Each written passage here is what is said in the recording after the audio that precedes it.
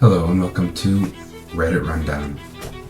This is a revenge story from the Pro-Revenge subreddit, and the post is titled, Officer Gets a Taste of His Own Medicine, and Then Some.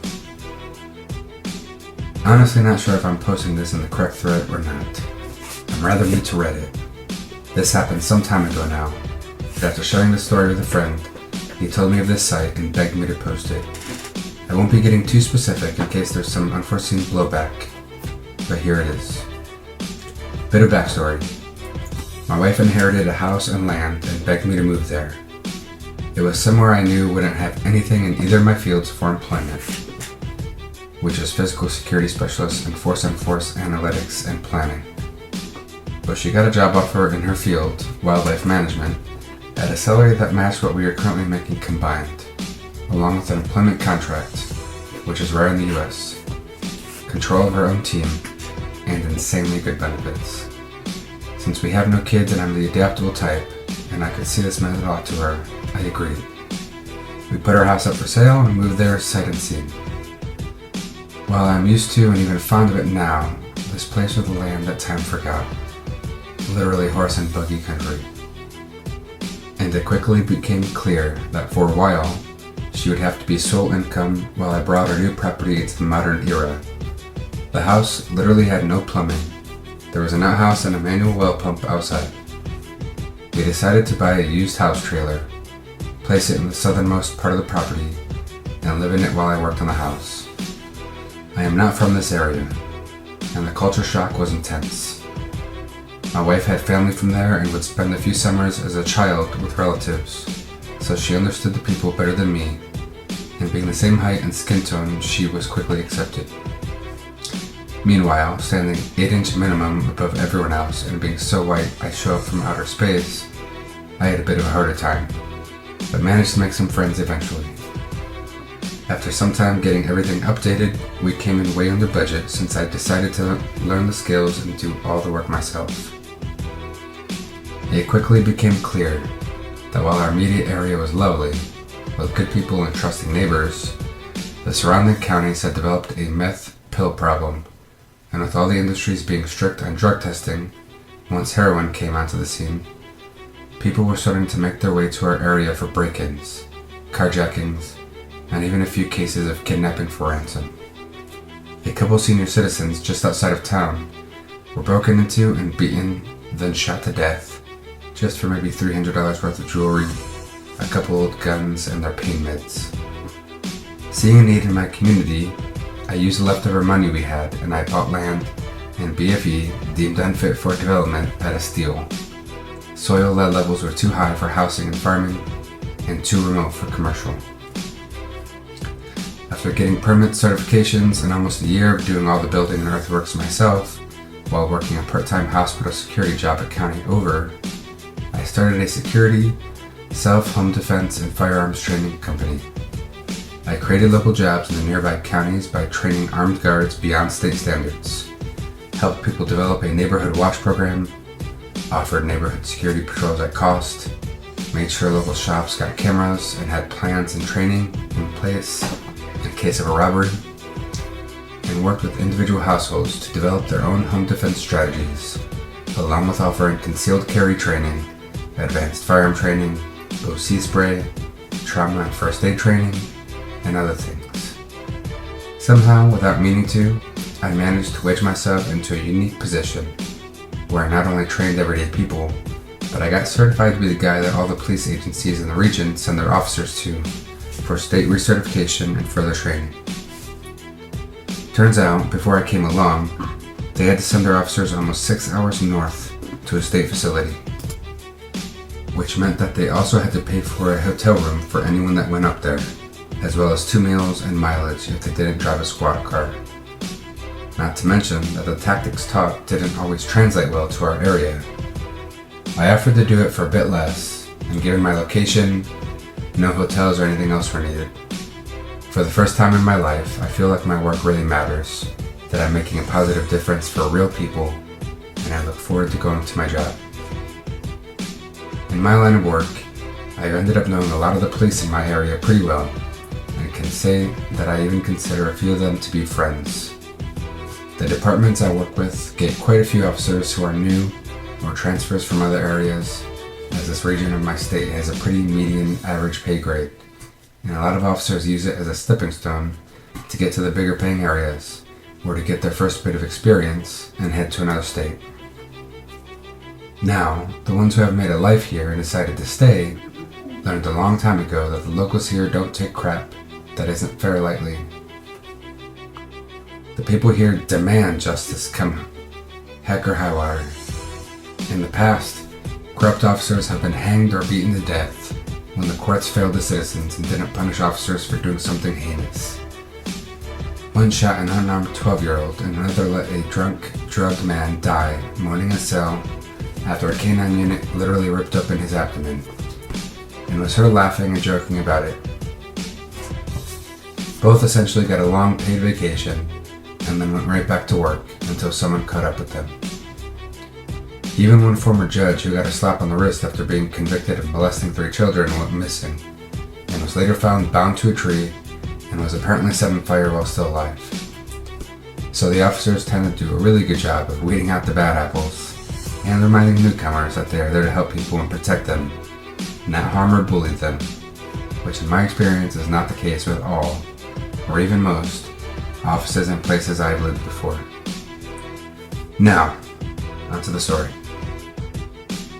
I was doing an armed guard gig during a night shift, filling in for one of my employees who had a family emergency mid-shift, when a police car spotted me on perimeter check and pulled into the lot to see who I was.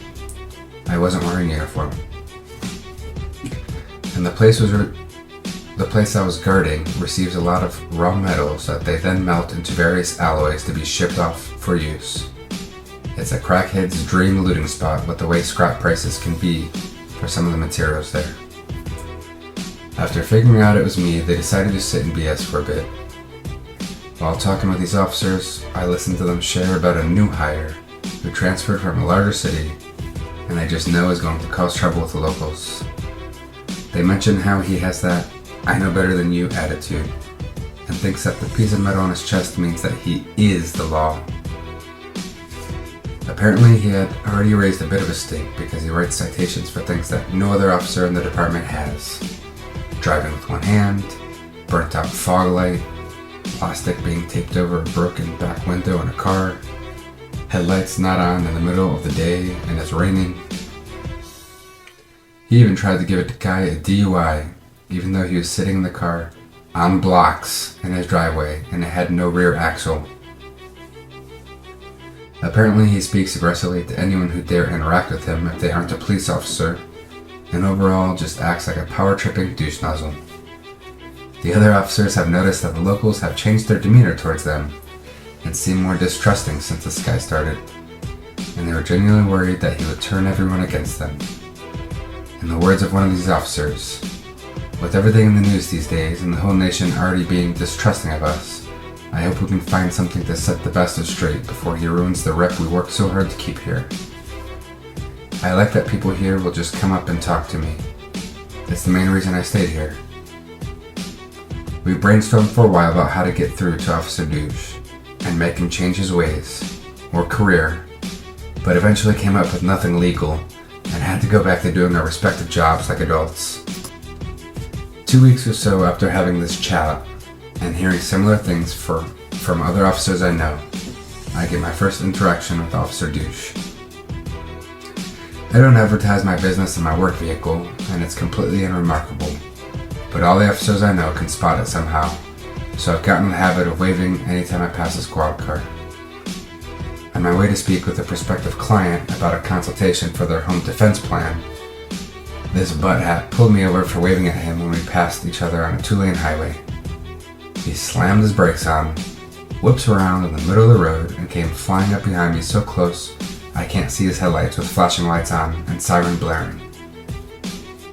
After enduring his frankly insulting lines of questioning, with his hand on his pistol grip about why I felt the need to carry a gun, in my state it is required by law that anyone with a CCW/CCL has to inform the officer, and him sharing his doubts that, quote, 99% of people probably wouldn't even know how or be able to use it.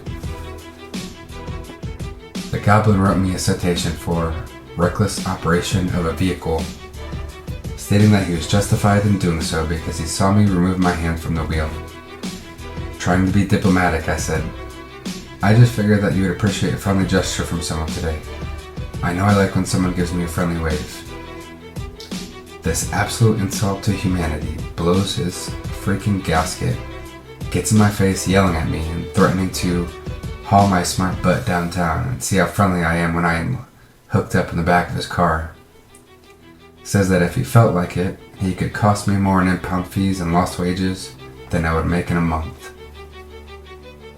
He has no clue what I do or where I work. Then ask what I thought about that. At this point, I have an internal battle with myself, wanting to slam him to the ground and beat his skull open on the asphalt to see exactly how empty it was inside. But saner thoughts prevail, and I simply handed him my lawyer's business card and stated that any further interactions we had would have to go through her. He looked at the card, called me a wussy, and told me to get out of his sight. Once I got moving in my car, I realized exactly how angry he had made me. I have spent years learning to keep my emotions to a minimum, since it could cost someone dearly in my line of work. And this a-hole was able to boil my blood in just a few minutes. He wasn't a big guy, even for the area, and he didn't carry himself like someone who is confident in their skills. Being that aggressive and having his hand on his pistol grip for most of our interaction spoke volumes as to what kind of person this little poop stain was. What would happen if he pulled over someone who didn't have my level of control and acted like that or worse? I decided that the officers I had talked to were definitely not exaggerated, and this douche was going to end up getting himself or someone else killed or hurt, and something needed to be done about it. First, I went to court and showed my dashcam video, which got my citation dismissed. I took the rest of the audio and video to the sheriff of the county he works for and showed it to him. Then we had a long conversation. He agreed with my assessment of this guy, but said that he couldn't really do much but reprimand him for it, and admitted that he would love to just toss him out on his butt. However, he knew that the union would fight to prevent that, and at best, he would only be gone a few days to get some training that would most likely go entirely ignored. He even cautioned me against filing against him because he figured the guy was the type to take it personal, and he didn't want to see anything happen to me. He promised he would do what he could to get rid of the guy, but in most ways his hands were tied. I could tell he hoped that the guy would just move on and become someone else's problem when his 2 years were up. I couldn't help thinking that if he's causing this kind of trouble already, it's only a matter of time before someone around here loses it on this douche and swings at him.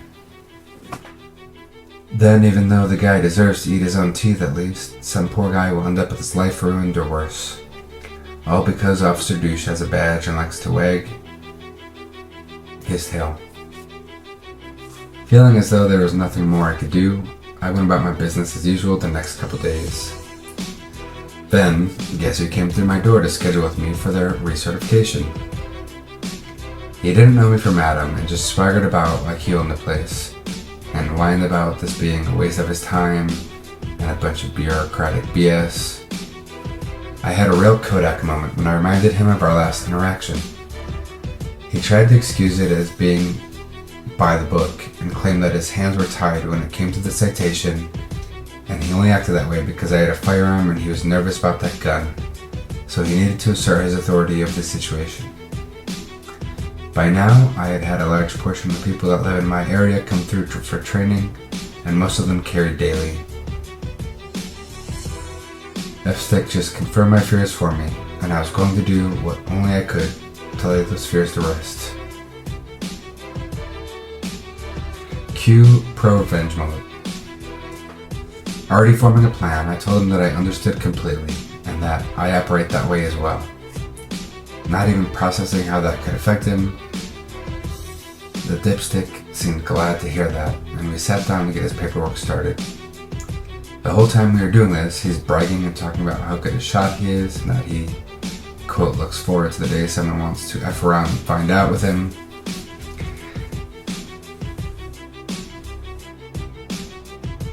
Hearing the way he thinks made me both sick and angry.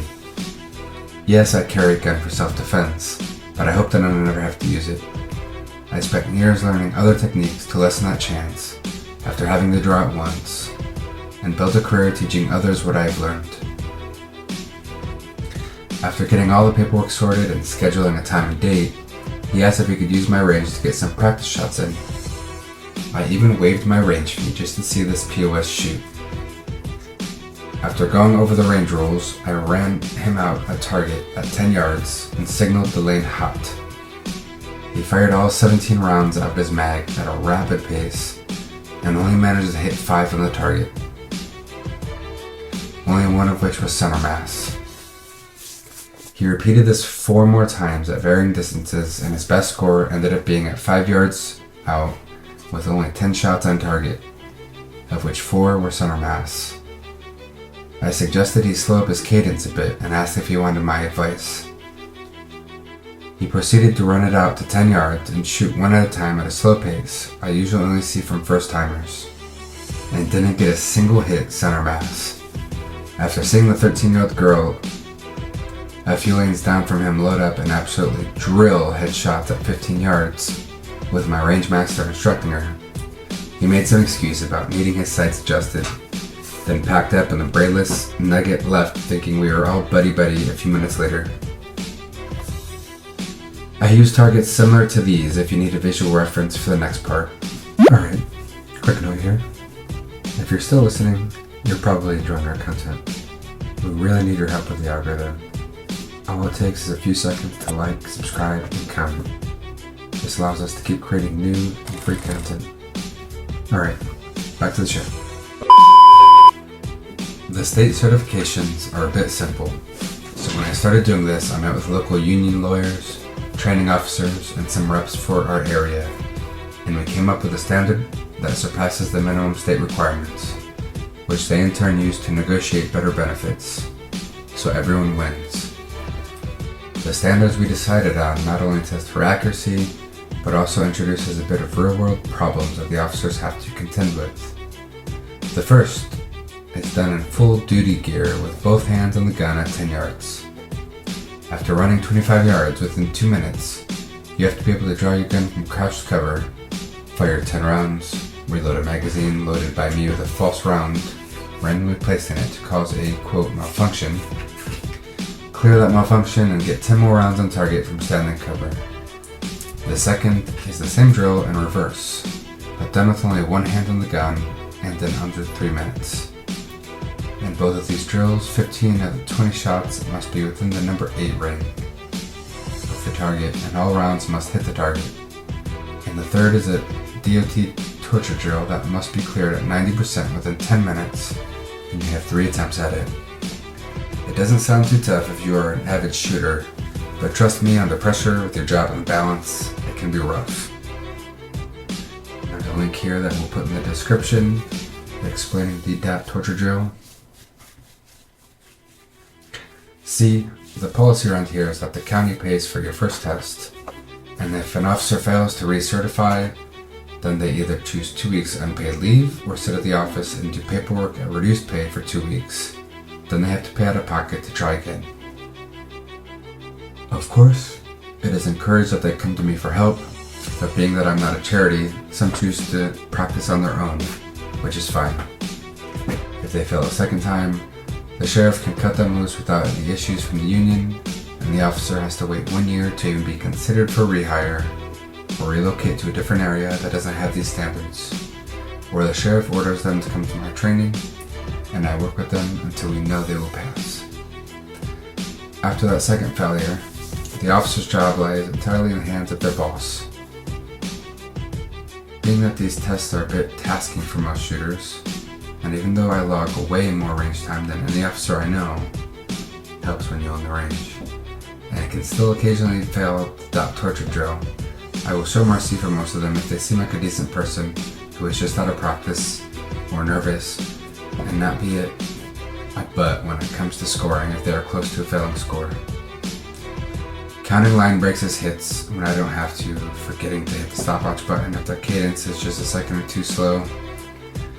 I decided the moment he signed the papers that there would be no such mercy for this douche nozzle. I fully expected him to burn through ammo practicing at home after his last performance, and while I doubted anything was actually wrong with the sights, I wasn't willing to risk being wrong there when I had such a golden opportunity to do some community service. I even bought a new set of digital calipers, deciding that if he was so much as a 1/10 of an inch off on any shot placements at the line, I would mark them as a miss and prove I was just going by the book. My mind was made up that since I couldn't get this guy off the force completely, I would go by the book and at least give him off of any that were close to the people around me, and he would have to perform like an absolute pro to avoid it. The day finally comes where he is to test, and he shows up wearing shorts and a tap-out t-shirt, with only his gun and duty belt emptied of everything else. No vest, no range bag, no radio, eye pro, ear pro, no cuffs, no sea spray or taser, not a dang thing that he knew he was supposed to have. After pointing these issues out, he huffs and says, "I brought everything that's important, let's just get this crap over with." Mind you, I could have failed him right then and there for non-compliance. I had a copy of his signature on the paperwork stating he owned all required gear and would bring it with him for the test, and that he would be dressed to listed standards on testing day. But that just wouldn't have been satisfying enough for me. I wanted to make absolutely sure that anyone who looked into it would see that he himself was the failure. That this loudmouth, bolstering pea stain wasn't fit to the standards of his peers, and his mother should have swallowed him 25 years ago and done society a favor. Not that he failed due to circumstantial or bureaucratic BS beyond his control. I let the clothing side and loaned him some rental safety gear, which he complained about wearing but eventually put on. After getting it all sorted and noticing all this on his chart, I let him take the test. And dang it, am I glad that I did. If he hadn't made me see him for the piece of crap he is, I would have felt sad for him. As it stands, I worried I may develop muscle issues from holding back my grin. He failed the first test immediately due to sheer ineptitude. When the buzzer sounded, first he tripped over his own 2 feet and hit the ground face first, full scorpion. Then after getting up and continuing while drawing from crouch, he somehow managed to catch his front sight or barrel on his holster opening and sent his gun tumbling to the dirt, then fell over when he tried to lean over to get it. Losing control of the firearm is an instant test stop, so I sounded the buzzer. Holding back laughter and putting on my plate carrier instead of just a level 3 vest in case the fool fired a random round my way, I gave him a second chance even though I'd already had what I needed. Mostly because I wanted to have irrefutable proof he failed on his skills and not in accidental circumstances. While he managed to keep hold of it this time, he struggled to clear the misfire, costing him too much time for a slow cadence earlier, and had only 2 shots, more on the number 8, and 4 completely missed the target. For the first time ever, for me, someone had failed the first test on all 3 metrics. I'd had people come to me for the first time they held a gun, or with a legitimate fear of guns, who could outperform this arrogant twat waffle. After listening to him try to make excuses, complain, demand, and then beg me to give him another chance, I told him I couldn't and he failed. That my report was getting sent in and he would have to talk to his training officer and we could go from there. He exploded in anger and started calling me anything he could think of, claiming I was only doing this because of the ticket he gave me, part of why I wanted some proof, and cursing me in some honestly creative ways while slamming his fist into my wall like a petulant tween, telling me that he was going to make sure you all regret this, while pointing at me and my staff in the other room. By now, a couple of my regulars, my range master, and a local brass goblin have all made it over to watch through the window and listen to the exchange. Knowing I have him on camera with audio punching a hole in my wall, and I have witnesses, a new thought came to me when I heard him say this, and I decided to steer him just the way I wanted him to go. All I had to do was ask if what he said was a threat, and the dipstick responded with, "You bet your frickin' butt it is." and, to my surprise, reached out to give me a shovel. I sidestepped him and he stumbled past, which peed him off even further. I told him then and there to get the F off my property and that he wasn't coming back. I looked this sack of crap straight in the eye and informed him that he just sealed his fate, since now he would have to beg to be sent to the other facility, and I would just make certain my report recommended he never work as an officer again. And should they ignore my advice, I'd be raising my prices to better reflect the training they get here.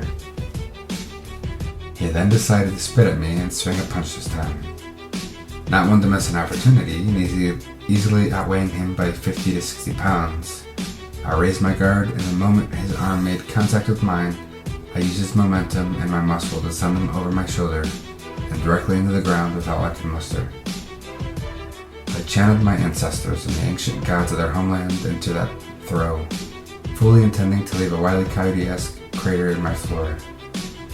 Rolling him to his back and sitting atop him in full mount position, I watched a wannabe try to remember how to breathe after meeting ground that hard, and immediately cry like a bee begged for his life when he looked past me to see my range master, 310 pounds, 6'6", tatted up retired Marine turned bodybuilder. With our less lethal training shotgun, the gun is bright green, kinda unmistakable as less lethal. In one hand leveled to Officer B-Maid's head, and his phone in the other already talking to the guy's boss.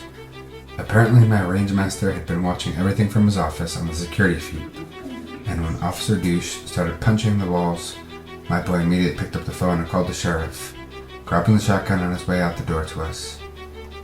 When all was said and done, I got to watch him get hauled off my property by his boss, in cuffs and read his rights, since yes, I would be pressing charges. He assaulted me, threatened me and my employees, and damaged my property, and I had all the evidence I needed to prove it. Later, when I asked my range master why he brought the gun into play, since the guy wasn't really a threat, he reluctantly told me he had brought it for me. Apparently, in all the time we'd known each other, he'd never seen me actually come unglued like that. He said, "Boss, you are the kindest and quietest man I know. And in my experience, when a man like you gets that angry, even the devil himself would pee his pants to get away." He had admitted that his plan was to nail me with a beanbag or two if he needed to, and try to turn my attention to him. Not gonna lie, I wasn't happy to know that I made my friend feel that way, but it did feel good in an odd way to have a certified BA feel like he needed that tool to stand against me. I gave the man a raise for his honesty and willingness to protect others no matter the cost to himself. After all, that's a rare quality anymore, and it should be rewarded. And to this day, I refuse to spar with him because I never want him to 100% know he could take me without it. Despite all the evidence and testimony against him, Officer Douche ended up getting a pretty good plea deal, but he will never be able to be a police officer or legally own a firearm again, so I consider it a win. His wife filed for divorce for domestic violence while he was awaiting his court date, and thankfully they had no children together, so it was granted without issue, and he has no rights to see her son. He moved away immediately after his hearing, and last I heard, he makes minimum wage working at a gas station somewhere up north. TLDR. Power tripping policeman messes with the wrong person in the wrong place. Edit. Thank you guys so much for all the awards, compliments, and constructive criticism. I will do my best to respond to your comments as quickly as I can.